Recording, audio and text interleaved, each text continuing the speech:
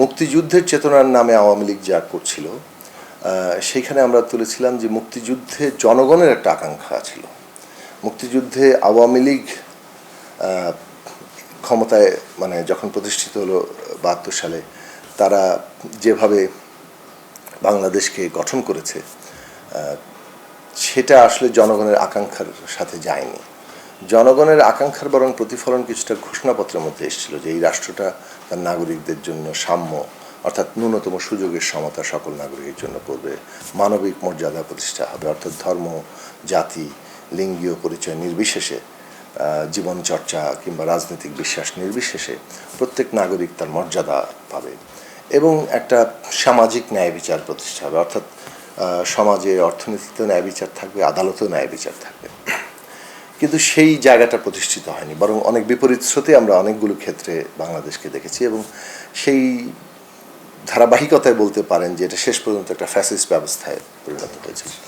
তো এই যে নিজস্ব রাজনৈতিক শক্তি গড়ে তোলার জন্য সংগ্রাম করা, এবং 2007-8 এসে আমরা যখন দেখি যে এটা একটা এমন জায়গায় যাচ্ছে যে মুক্তিযুদ্ধের নাম করেই অন্য দেশের কর্তৃত্বকে জায়েজ করা হচ্ছে, তখন আমরা বলেছিলাম মুক্তিযুদ্ধে জনগণের আকাঙ্ক্ষার রাষ্ট্র সংবিধান আমাদের দরকার।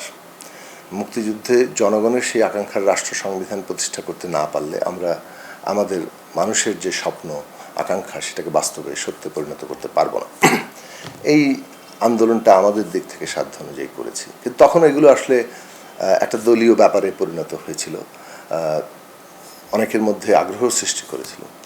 আমরা 2013-14 সালে এসে দেখলাম যে রাজনীতিতে বাংলাদেশে আমরা প্রায় প্রত্যেকটা দলকে দেখি যে কোনো না কোনোভাবে এখানে ভারতপন্থী, পাকিস্তানপন্থী, সৌদিপন্থী, মস্কোপন্থী, মার্কিনপন্থী রাজনীতির জায়গা আছে, কিন্তু বাংলাদেশের স্বার্থ, বাংলাদেশের জনগণের স্বার্থ কে সামনে রেখে যে রাজনীতি, একভাবে বাংলাদেশ পন্থা বলতে পারেন, তো সেই বাংলাদেশ ভিত্তিক, বাংলাদেশের স্বার্থভিত্তিক রাজনীতিটা সামনে আসেনি। সেই প্রশ্নটাকে আমরা তখন তুলতে চেয়েছিলাম।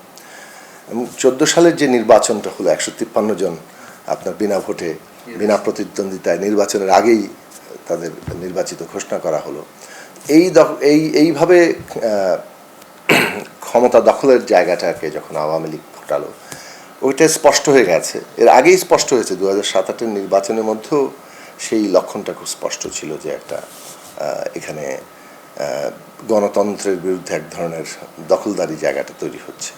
কিন্তু সেটা 11 সালে এসে যখন মানে ত্রয়োদশ সংশোধনী বাতিল করে দিয়ে পঞ্চদশ সংশোধনী করা হলো, তখন এটা মোটামুটি প্রাতিষ্ঠানিক জায়গায় আইনি রূপ নিচ্ছে যে এটা একদলীয় শাসনের দিকে যাচ্ছে, এবং সেইটা 14 সালের নির্বাচনে এসে পুরোপুরি পরিষ্কার হয়ে গেল। ফলে তখন থেকে আমরা একটা ফ্যাসিস্ট শাসনের দিকে বাংলাদেশ প্রবেশ করেছে, ফ্যাসিস্ট যুগে প্রবেশ করেছে, সেটাকে স্পষ্ট করে আমরা বলেছি। ফ্যাসিস্ট নানান প্রবণতা আগেও আমাদের এখানে ছিল, কিন্তু 14 সালের পরে এটা একটা নতুন করে ফ্যাসিস্ট শাসনের দিকে অগ্রসর হয়েছিল। ধুলো, ময়লা ও ক্ষতিকর ধূলিকণা থেকে নিমিষেই মুক্তি দেয় চৌধুরী এয়ার পিউরিফায়ার। এর শক্তিশালী সাকশন ঘরের কোনায় কোনায় লুকিয়ে থাকা সকল ধুলা টেনে ফিল্টার করে এবং বের করে আনে নির্মল ও স্বাস্থ্যকর হাওয়া। 17-18-তে এসে এই আওয়াজটা তোলার চেষ্টা করেছিলাম যে আমাদের বিদ্যমান যে একটা ব্যবস্থা, সেইটা যে সামাজিক চুক্তির উপর দাঁড়িয়েছে 72 সালে, এটা আর কাজ করছে না। এটা মানুষ, আমাদের জনগণকে ঐক্যবদ্ধ রাখতে পারছে না। প্রধান বিরোধী রাজনৈতিক দল সহ বেশিরভাগ মানুষকে তা রাষ্ট্রের এবং রাজনৈতিক ব্যবস্থার বাইরে ছুড়ে ফেলে দিচ্ছে, এবং মানুষের ন্যূনতম যে ভোটের অধিকারটাও কেড়ে নিয়েছে।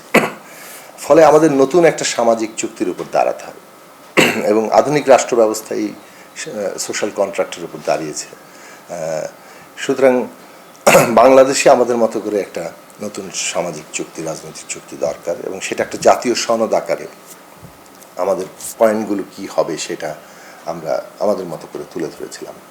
এমনকি আমরা জাতীয় ঐক্য ফ্রন্ট গঠিত হচ্ছিল, সেই কনভেনশনের মধ্যে আমরা আমাদের বক্তব্য তুলে ধরতে গিয়েছিলাম, যদি আমরা ঐক্য ফ্রন্টে যোগ দিইনি।